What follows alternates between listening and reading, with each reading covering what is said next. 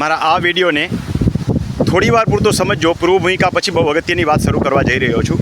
ગુજરાત આખાના હું પ્રવાસ કરું છું। ઘણા સુખી ખેડૂતોને જોયા છે, ઘણા પ્રગતિશીલ ખેડૂતોને જોયા છે અને ઘણા બધા ખેડૂતો એવા જોયા છે કે જેઓ મજબૂરીથી ખેતી કરે છે।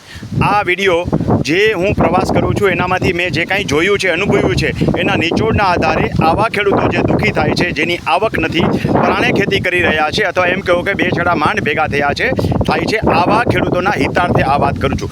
અને કદાચ તમે સુખી પરિવારથી છો અને તમે ખેડૂત નથી તો પણ આ વિડીયો ક્યાંક તમને ઉપયોગી થશે, એ આગળ તમે સાંભળશો એટલે ખબર પડશે। હું ક્યાંય સરકારની વિરોધની વાત કરતો નથી, પણ આ જગ્યાએ એક દાખલો ટાંકીને વાતની શરૂઆત કરું છું।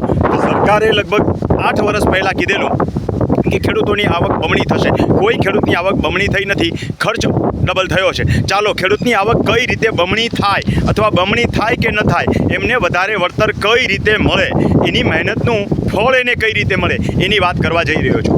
જમીનની વાત છે। હું ભલે રેવન્યુ એડવોકેટ હોઉં, રેવન્યુના વકીલ તરીકે હું ખેડૂતોની સેવા કરું છું, પણ સાથે સાથે હું પોતે પણ ખેડૂત છું અને આ જગ્યાએ મારી વાડીની અંદર જઈ રહ્યો છું। તમને અહીંયા મારી વાડીનું ગાડું પણ દેખાશે એટલે તમને ખબર પડે કે ખાલી બીજાની જેમ મોટી મોટી વાતો નથી કરતો, પણ મારી વાડીએ જમીનની ઉપર ઊભા રહી અને તમને આ માર્ગદર્શન આપું છું। ખેડૂત મિત્રો, તમે જો ખેડૂત છો અને જો ખરેખર તમે ખેતીની આવક વધારવા માગો છો તો તમને જે આ વાત કરું છું એ તમને લાગુ પડશે કે તમે ખેડૂત તરીકે તમારી આવકને કઈ રીતે વધારી શકો। માનો કે તમારી પોતાની કોઈ પણ જણસ છે તો આ તમારી જણસ જે છે એ તમારી મહેનતનું પરિણામ છે। યાર્ડમાં લઈ જશો તો તમને પૂરતા ભાવ કદી નહીં મળે।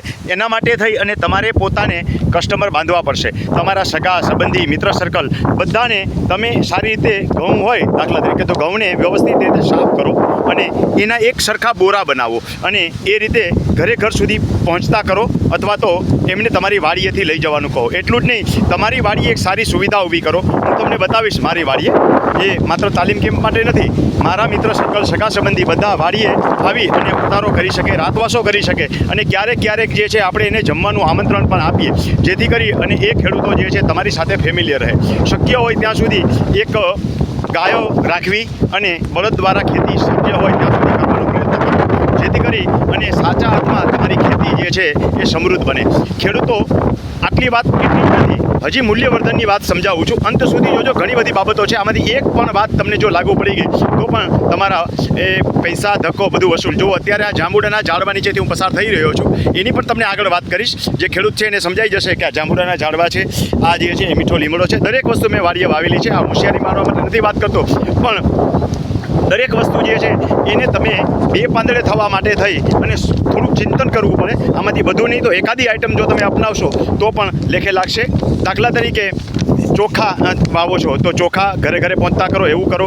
ઘઉં છે તો ઘઉં જે છે એ સાફસૂફ કરી વ્યવસ્થિત બોરીની અંદર એક સરખા બોરા લઈ અને એક કાંટો રાખવાનો, જેને વજન કરીને અટકળે નહીં, એ બોરા પેકિંગ કરીને રાખવાના છે। એવી જ રીતે થોડી થોડી આઈટમ બધી વાવો। તુવેર વાવો, શક્ય હોય તો તુવેરની દાળ કરો અને તમારા રેગ્યુલર કસ્ટમરને પહોંચતી કરો। જરાક અતિરેકવાળી લાગશે પણ બહુ સમજીને વાત કરું છું। એવી જ રીતે તમારી વાડીએ જે છે એ જામફળ, સીતાફળ વગેરે થોડાક ફળ પણ વાવો। જુઓ, અહીંયા જે બગીચાની અંદર છું ત્યાં પણ મેં જામફળી વાવેલી છે। સેઠાપાડે પણ તમે બધું વાવી શકો, મારે પાણી ઓછું છે છતાં પણ આ બધા ઝાડવા જે છે હું ઉછેરું છું, તમે જોઈ શકો। અહીંયા દેશી આંબાનો ઝાડવું છે। દેશી આંબો શું કરવો છે તો તમારી વાડીએ કોઈ આવે, જો આ દેશી આંબો છે, તમારી વાડીએ કોઈ આવે તો એને તમે સંભારાની કેરી તરીકે પહોંચાડી શકો, અથવા તો એવું કરો કે અથાણા પણ બનાવી શકાય, અથવા તો તમે આવા પ્રવાસ તમારી વાડીએ જ્યારે ખેડૂત આવે ત્યારે એમને આવવાની ઈચ્છા થાય। હવે બહુ આગળ નથી જતો કારણ કે આ 50 વીઘાની મારી જમીન છે, ત્યાં પહોંચતા તો વિડીયો પણ ખોટી રીતે લાંબો થઈ જશે, પણ અહીંથી તમને બતાવી દઉં કે મારી વાડીએ જે છે આ બધા અહીંયા તમે જુઓ છો પાણી ઓછું છે એટલે કેળના ઝાડવા સુકાઈ ગયા છે અને તો લીલા થઈ જશે। અને પાછળ એ 150 આંબાનો બગીચો છે, બહુ મોટો નથી થયો પણ તમને થોડા ઝૂમ કરીને બતાવું છું। તો ખેડૂત મિત્રો, હવે તમે શું કરી શકશો તો 1% વ્યક્તિ પણ જો આ મારી વાતને સમજશે અને એમાંથી એને લાગુ પડતું હોય તો ભલે, એને તો બીજા ખેડૂતને ફોરવર્ડ કરશે તો એને પણ ઉપયોગી થશે। જો બગડી જાય એવી પ્રોડક્ટ હોય તો ડિહાઇડ્રેશન કરતાં શીખો, અથવા તો હમણાં મેં જાંબુડાના ઝાડવા બતાવ્યા તો જાંબુડાનો પલ્પ કરતાં શીખો। હમણાં આગળ તમને શેતોરીના ઝાડવા લાઇનબંધ બતાવીશ. શેતોરીનો પણ પલ્પ કરી શકો અને એ પણ તમે સોડિયમ બેન્જો નાખી અને સાચવવું હોય તો સાચવી શકો, નહીં તો ફ્રીજમાં ડાયરેક્ટ પણ તમે રાખી શકો છો, જેથી કરી અને એક શરબત તરીકે કામમાં આવે ને તમારી ખેતીની જમીનની સાઈડ આવક ઊભી થાય. એવી રીતે જાંબુડા અને એ સિવાય તમે ઘણી બધી વસ્તુઓ જે છે, દાખલા કે સરગવો વાવ્યો છે, આગળ બતાવીશ 20 જેવા સરગવાના ઝાડવા છે. તો સરગવાના પાન, છાલ, મૂળ, શીંગ, ફળ, ફૂલ બધાનો પાવડર થઈ શકે. સરગવાની શીંગો વેચાય એટલું જ નથી, એવી રીતે મરચાં, હળદર વગેરેનો પાવડર કરી શકો. મીઠા લીમડા, કડવા લીમડાનો પણ પાવડર કરી શકાય અને કડું, કડિયાટું, ગળો આવું તો ઘણું બધું તમે કરી શકો. આપણા બાપ દાદા જે છે કાચરી કરતા હતા, તેમ ગાજર વાવી કોઠીંબા અને ગાજરની કાચરી કરી શકાય. એટલું જ નહીં, તમને ફાવે તો રીંગણા, ટમેટા અને ડુંગળીની પણ ચિપ્સ કરી શકાય, જેમ બટેટાની ચિપ્સ થઈ શકે. બધું ડિહાઇડ્રેશન કરી શકાય. 50,000 થી 5 લાખ સુધીના ડિહાઇડ્રેશનના મશીન આવે છે. એટલો ખર્ચો શરૂઆતમાં ન કરો તો કંઈ નહીં. કારેલાની ચિપ્સ વગેરે પણ સુકવણી કરીને કરી શકાય. કોથમરી અને મેથીની સુકવણી પણ કામમાં આવે ચોમાસા વખતે. તો આવું બધું થોડી નવરાશના ટાઈમની અંદર ઘણાને મેં જોયા છે કે ઇમિટેશનનું કામ કરે છે. હવે ઇમિટેશન 60 પેડે 100 રૂપિયાનું કામ ન થાય, એના કરતાં પોતાની ખેતીની જમીન છે એનું જો આવું કંઈક કરો તો બધું ન કરો તો કાંઈ નહીં, આમાંથી એકાદી આઈટમ પણ તમારી પોતાની પ્રોડક્ટ બને તો તમને ઉપયોગી થાય. એટલું જ નહીં, મૂલ્યવર્ધન જે છે એ કરતાં શીખો. એટલે મેં કીધું એમ દરેક વસ્તુ જે છે એ ચોખ્ખી રાખો અને તમારા રેગ્યુલર કસ્ટમર કેમ તમે બનાવશો. તો મેં તમને કીધું એમ તમારી વાડીએ ક્યારેક જમવાનું આમંત્રણ બધાને આપો. ખેડૂતોને રાતવાસો કરવા ગીર જાય છે, તો તમારી આજુબાજુના તમારા સગા સંબંધી મિત્ર સર્કલ આવશે, એ તમને ઘસારો નહીં મારે. શક્ય હોય તો ત્યાં શેરડી, જીંજરાના ટાઈમે જીંજરાનો પ્રોગ્રામ રાખો, થોડુંક એવું વાવેતર કરો. ન હોય તો આજુબાજુના મિત્રો પાસેથી ભલે વેચાતું લાવો અથવા એકબીજા સાથે એવું ગ્રુપ બનાવો, જેથી કરીને તમારી વાડીએ બધાને આવવું ગમશે. યાદ રાખજો, થોડુંક કદાચ ઘસાવવું પડશે રોટલામાં. આપણે વાડીએ રોટલા કરીએ તો હિસાબ કાઢજો, 40-50 રૂપિયાથી વધારે ખર્ચ થતો નથી. ભલે મજૂરી તો આપણી પોતાની છે, તો આવનારો વ્યક્તિ તમને કંઈક ને કંઈક દઈને જશે. દઈને જાય એ અગત્યનું નથી, એ તમારો કાયમી કસ્ટમર થશે અને પછી જે છે તમારી નાની મોટી વસ્તુ જે કંઈ હોય એ તમારી આરામથી ખરીદશે. આ રીતે તમે મૂલ્યવર્ધન કરી શકો.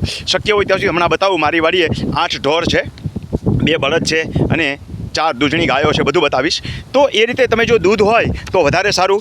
દૂધ જો ઘરે ઘરે પહોંચતું થઈ શકતું હોય તો ઉત્તમ. નજીકવાળા હોય તો જાતે લઈ જઈ શકે. એ તમારી દરેકની વ્યક્તિગત પસંદગી ઉપર આધારિત છે. તો એ રીતે પણ તમે તમારી જણસ જે છે એની સાથે સાથે કસ્ટમરને પહોંચતી કરો. દૂધ ભરવા જાઓ ત્યારે થોડું શાકભાજી પણ રાખો અને શાકભાજી ફ્રી ઓફ આપો. સિઝન હોય ત્યારે ઓફ સિઝનની અંદર ઓટોમેટિક તમને ભાવ મળશે. તો આવું બધું કરશો તો તમારું એક ગ્રુપ જળવાઈ રહેશે, જેને ફેમિલી કહેવાય. ફેમિલી ફ્રેન્ડ જેવું બનાવો. જેમ કે તમારા ફેમિલી ડૉક્ટર હોય, ફેમિલી એડવોકેટ રાખો, એવું તો નથી કહેતો, કારણ કે એવી આપણે ભગવાનને પ્રાર્થના કરીએ કે કોઈને નોબત જ ના આવે, પણ ફેમિલી ડૉક્ટર જેમ હોય છે એમ ખરેખર ફેમિલી ફાર્મર રાખો.